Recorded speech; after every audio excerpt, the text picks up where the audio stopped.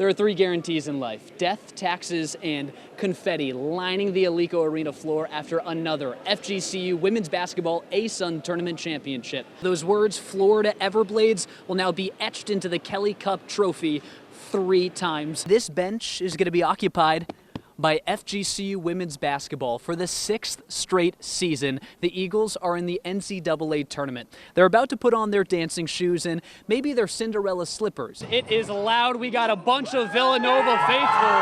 It's going to be 4th-seeded Villanova versus 12th-seeded FGCU. Well, since it seems like All-Americans are pretty much growing on trees here in Southwest Florida, I'm going to have those two kind of teach me and see if I can become an All-American. Here we go. How was that? He says I can only make 1 or 2. This is for number 3. Here we go.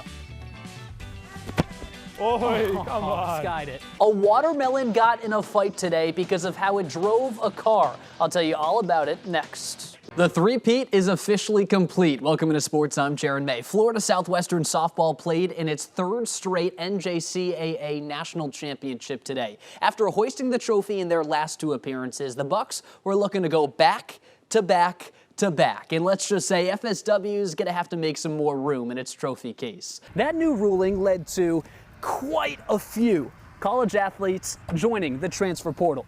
But as you can see, there are more athletes looking for spots than spots available. In just 2 hours, I'm going to be kicked off of this ice and the real pros will be taking it, which is honestly probably a good thing because if I stay on here any longer, I'm definitely going to hurt myself. You know Dunk City from FGCU, but let me introduce you to the new Dunk City High School. Check this out.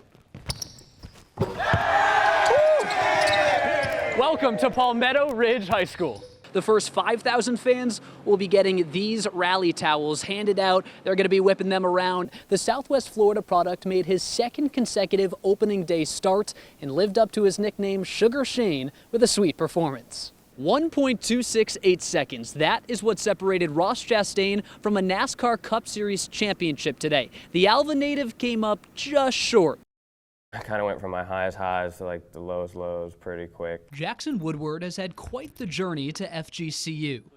Baseball was just one bullet point on the long list of sports Woodward played growing up. It wasn't until late in high school that he realized his potential on the mound. Senior year, I kind of was figuring it out, figuring out.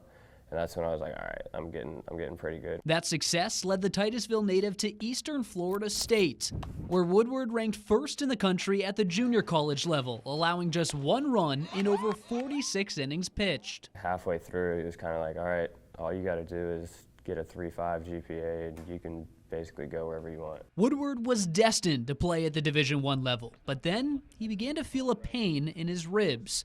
One doctor said he was fine, the next couldn't diagnose it. Then he was referred to an oncologist. I had to look up, the word oncologist, and when I figured it out, it said cancer doctor, and I was like, yeah, like right then I kind of just told myself, like, yeah, you got it. So I didn't even really need the diagnosis at that point. It still came. Osteosarcoma, a type of bone cancer. And with the diagnosis, a halt in baseball. I was like, man, I just had that crazy freaking year. I was like, I feel like I'm in a movie right now. That movie became a horror film. Normal chemo treatments weren't working for Woodward. We had to go a different route because I actually set the record in the hospital for at least, basically least amount of the tumor killed. I think it was like 1% was killed. After surgery and 11 rounds of week-long chemo treatments, Woodward was officially in the clear. He went back to playing baseball, trying to return to his old self. But at his 1-year checkup, Woodward found out the movie he'd escaped had an encore. He came in on the 1-year part and he's like, all right, there's 1 spot of concern. So, right there, you're just like, all right, something's wrong. Doctors found a lump on Jackson's lung. This time, no chemo was needed, but surgery to remove part of his lung was. It was successful, and now years later, Woodward is still having clear scans. I actually made it a year, so I'm the furthest, the furthest I've been out of it. That good news has carried over to the diamond. After nearly 2 years off, with only a couple innings pitched in between, Woodward is back on the mound. He's a bulldog.